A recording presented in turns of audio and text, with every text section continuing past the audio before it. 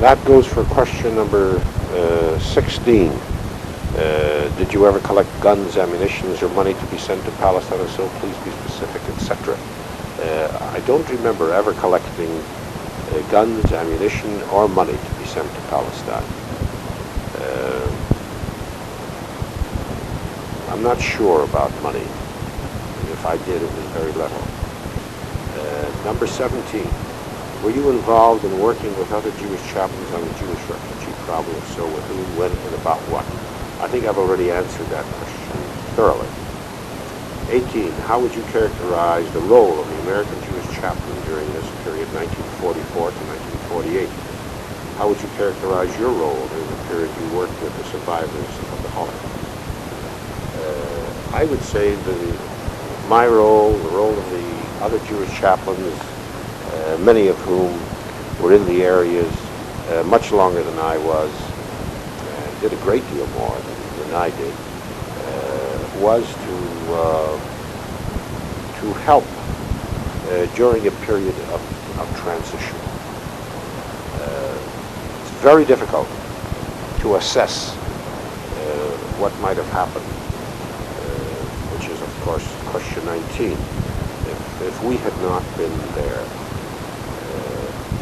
we helped over a very, very important period. You can only speculate.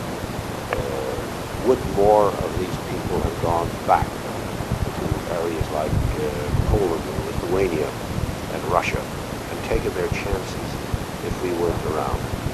I think that might be true because some of them did go back and then come back again. And I think they came back because of us. Some of them managed to get across the border who had never been on this side. People from Poland, Russia, managed to come across and stayed. And I think they stayed because of us, and they stayed because they felt that we would help them go to Israel. On the other hand, perhaps they would have done the same thing, figuring that somehow they could get to Israel. I have a feeling that we did the job perhaps more thoroughly, perhaps in a more committed way, perhaps we spent more time on it. There were a good number of American military personnel who were more than helpful, who did a lot on their own. I think that is a story that someone might get. I think it will probably be discovered that there were lay personnel who did a good deal without the help of the chaplains. It's going to be difficult to track down. However, that does not diminish what the chaplains did. The presence of the chaplains, the ability that the stray wanderer anywhere in a city, in a bunker, in a street, had of walking up to someone with a Jewish symbol on his lapel, recognizing him as a chaplain and knowing that he could come to him for help. Going from one place to another and getting food, and getting clothing, and getting help to determine where he wanted to go and to stay the rest of his life, and what he wanted to do, someone to talk to, or if he knew someone who was sick, the chaplain could help him get some medical aid. Very difficult to assess what would have happened if not for that. Would some of them perhaps have merely assimilated among the Germans? Would have been swallowed up into the countryside? I suppose some would, but it's very difficult for me to believe that a large number of them would have done that. I don't think that the people at first would have made the headway they did with appropriating the Jewish buildings and the institutions and creating some kind of Jewish life there without the chaplain. I don't think much of that would have happened without the stimulation and the determination of the chaplain.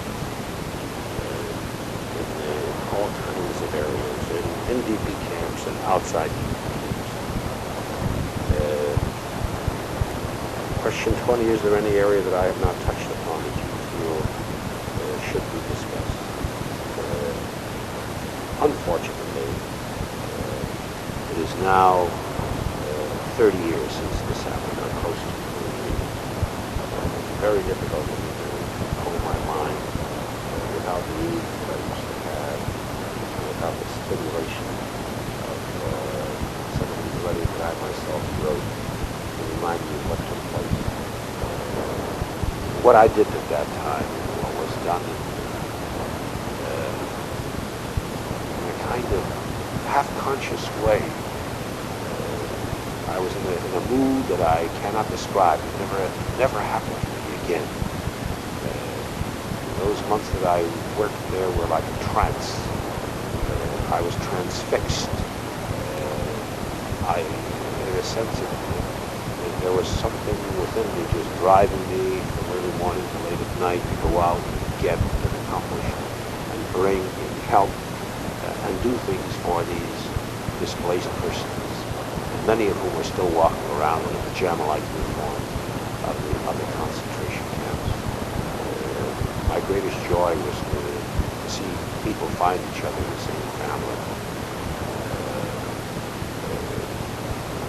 My needs were forgotten about completely. I didn't seem to need anything at that time.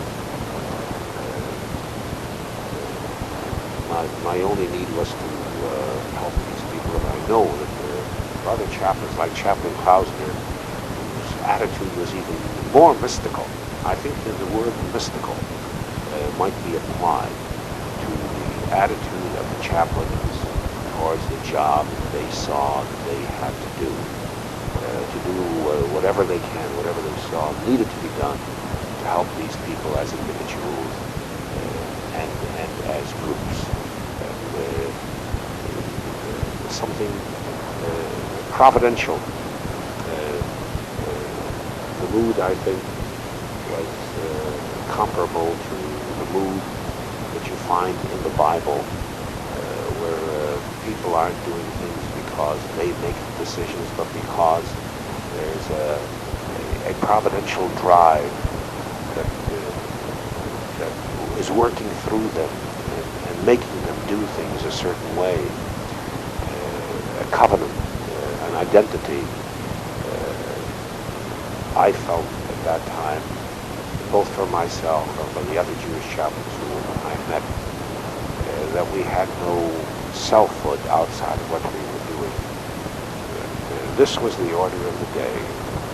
We were designated by God, by human destiny, to be here at that moment, be there at that moment, and to do that, to accomplish a transitional job of helping bring these people to Israel, of helping them find themselves, locate themselves, trying to heal the wounds that have been inflicted, trying to make up for the millions who have been destroyed.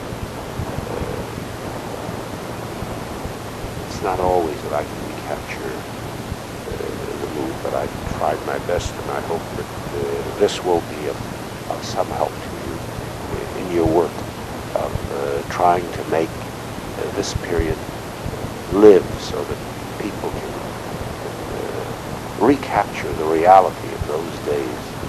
I think what you are doing is a very, very important task. I see myself working with young people on campuses who don't know, even when they talk and read about the Holocaust, don't know what it's really like. If you can bring to them a picture of the realities of what happened after the Holocaust during those months in the DP camps, perhaps it will help them understand the full meaning of what took place in the 1940s. All the best to you.